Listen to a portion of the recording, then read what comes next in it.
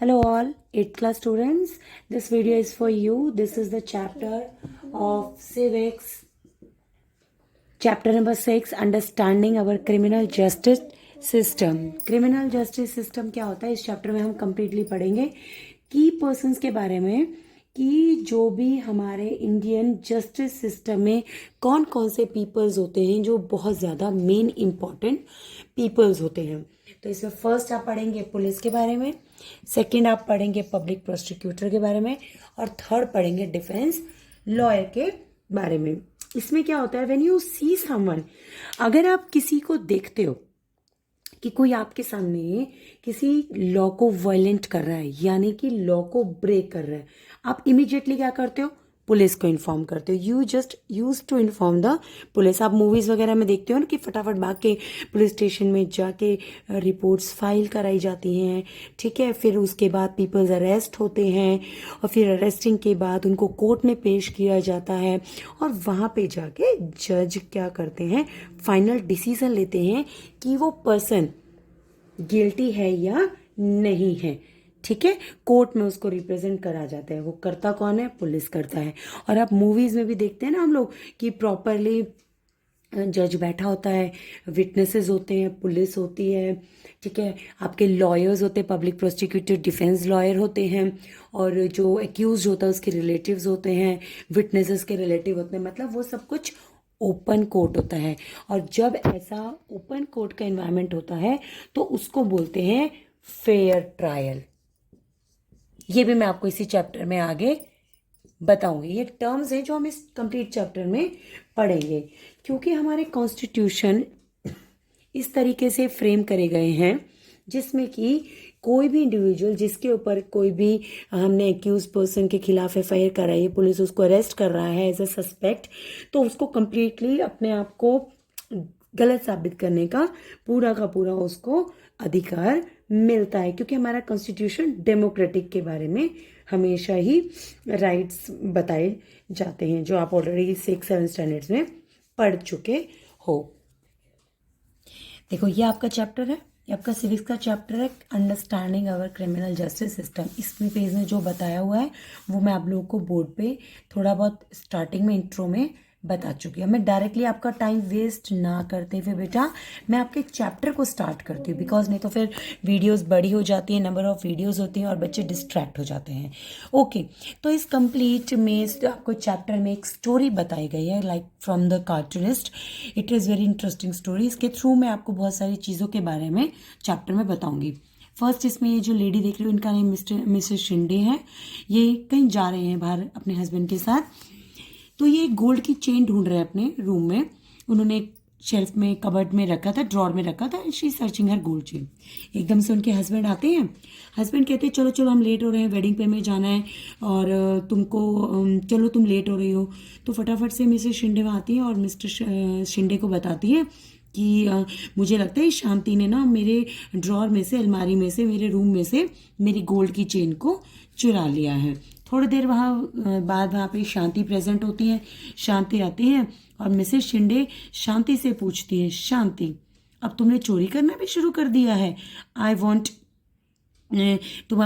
To search your trunk. मैं तुम्हारा संदूक देखना चाहूँगी, अदरवाइज मैं पुलिस को बुला लूँगी क्योंकि मेरी चेन नहीं मिल रही है और तुमको वापस करनी पड़ेगी। तो शांति इनोसेंट होती है, वो उसको उस बारे में कुछ पता ही नहीं है, तो कहती है मैडम आई हैवंट स्टोल, मैंने उसको नहीं चुराया है।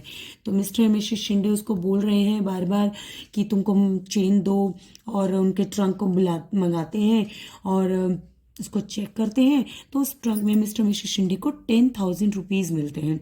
तो मिस्टर मिसेस शिंदे उस पर एलिगेशन लगा रहे हैं कि ये जो 10,000 रुपीज़ कहाँ से आए हैं आपके ट्रंक में, ठीक है।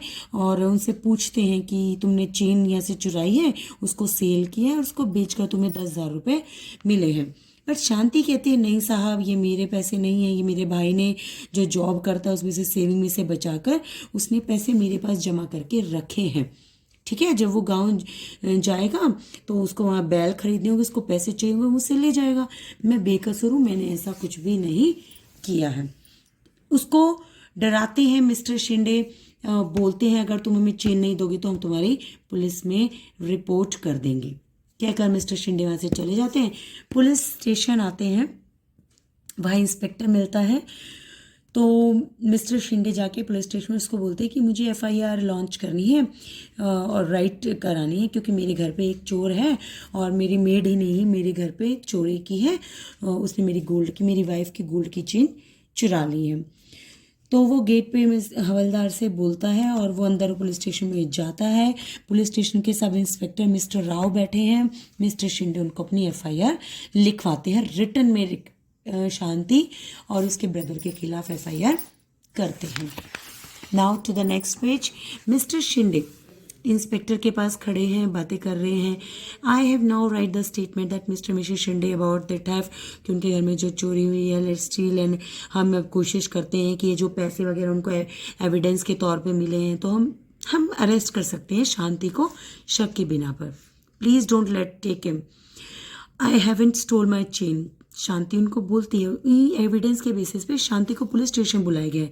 शांति कहती नहीं, देखो सर, मैंने कोई चोरी नहीं की है, मैंने किसी की भी कोई चेन नहीं निकाली है, ये सारी की सारी मेरी मेहनत की कमाई है। सुशील शांति का ब्रदर आता है, क्योंकि 1-2 दिन अभी हो गए हैं शांति को जेल में बंद करा हुआ है, ठीक है। 18 की बात है, 19 को सुशील जेल में आता है। इंस्पेक्टर से पूछता है कि मेरी बहन है, बट वो बताता है कि हाँ तुम्हारी बहन को यहाँ पकड़ा गया है, ये वो, उसने उन्हें गोल्ड की चेन चुराई है, अब तुम्हें बेल ऑर्डर की लेके आओगे तभी तुम्हारी सिस्टर को छोड़ा जाएगा। तो वो भी अपनी सफाई देता है। But way I got the money to hire a lawyer, but मैं इतने सारे पैसे कहाँ से लाऊंगा, एंड मेरे श्योरिटी के लिए कौन खड़ा होगा, मुझे बेल ऑर्डर कहाँ से मिलेगा।